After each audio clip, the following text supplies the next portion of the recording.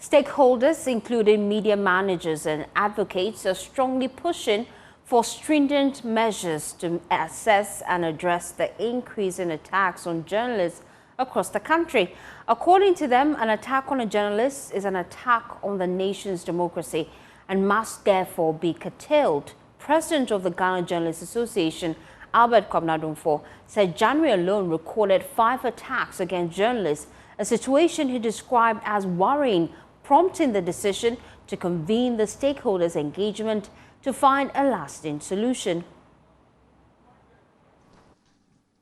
We are gathered here not in celebration, but in sober reflection and urgent response. This engagement has become necessary because attacks on journalists in Ghana have risen to alarming and unacceptable levels in recent months. These incidents are not isolated, accidental, or insignificant. They represent a disturbing pattern of violence, intimidation, harassment, and abuse directed at journalists in the lawful discharge of their duties. In just the past few weeks alone, a journalist with Class FM was brutally assaulted at Kasua by officers of the Ghana National Fire Service.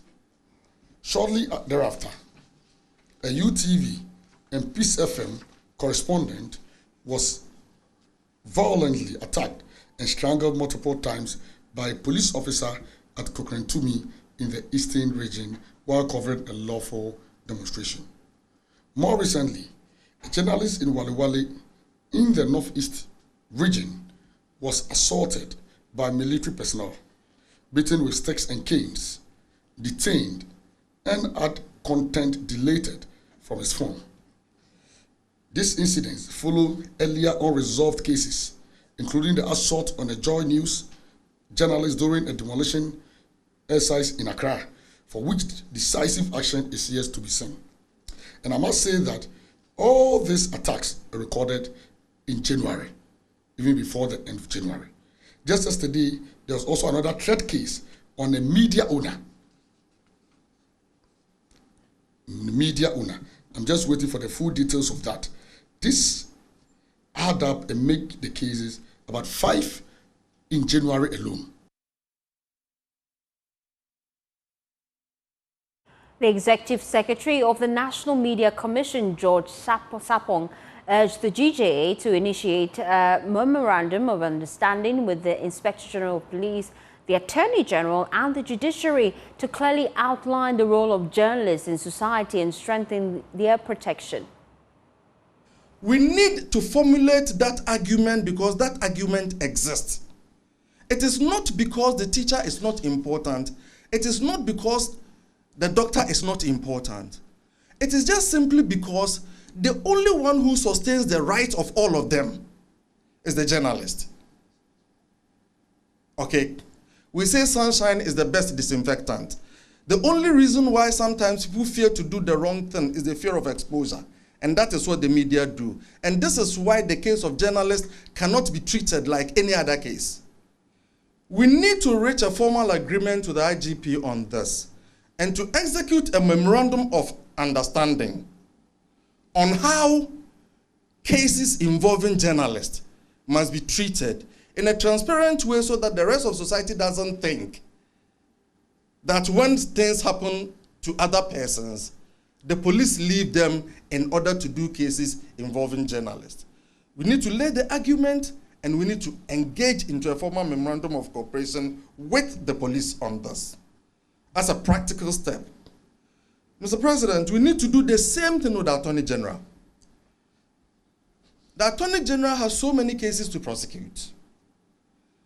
The same philosophical reasoning needs to be submitted to them why, when attacks on journalists happen, there is moral and philosophical justification why it needs to be treated with urgency. Let us establish this protocol with them. And I think we need to establish a similar protocol with the judiciary. Well, former GJA President Gifty Afeyin-Dazi called on the media owners to consistently support the GJA and other media advocacy groups whenever journalists are attacked, stressing the need for a united and stronger voice in addressing the situation. I will call on media owners, despite your political polarization, that when attacks come, please stand up, back the GJ, make sure you make open statements. You see, when you do things backdoor, people don't get the input. But I will plead with you that no matter what your polarization is, this is a fight for the nation. It is a fight for our democracy. It is a strategy to go back, put us back into the dark era of domestication, when they said that journalists were domesticated. No, we are now vibrant, and we must maintain that. If you fight, they will call you names and Alombo Jata because of the fight. But you see, all these things don't matter. Be positive in what you are doing, and I'm here to support the DJ. While other stakeholders, including UNESCO, the Ghana Independent Broadcasters Association, and the Private Newspapers and Online News Publishers Association of Ghana, emphasized that protecting media freedom is critical, insisting that attacks on journalists must end immediately. I think this meeting is very important because it has to come out with a mechanism that will be time-tested and implemented regarding the safety of journalists. Though drawing attention is important, our approach should be coordinated. We should have police officers, lawyers within these monitoring mechanisms on way to make sure those who attack journalists are prosecuted. And with the judiciary, we've done enough with the judiciary so that cases involving attack on journalists, they know the approaches to adopt. We condemn the alarming escalation of attacks against the journalists. The Ghana Independent Broadcasters Association stands shoulder to shoulder with GJA, in its call for accountability, for clear protective measures, and for an end to the culture of impunity that emboldens these abuses. Government officials have issued statements.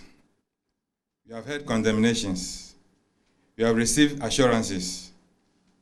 But let me say this plainly. We have had enough of lip service. Statements do not heal broken bones. Press releases do not replace justice. Condemnations without consequences only embolden the perpetrators.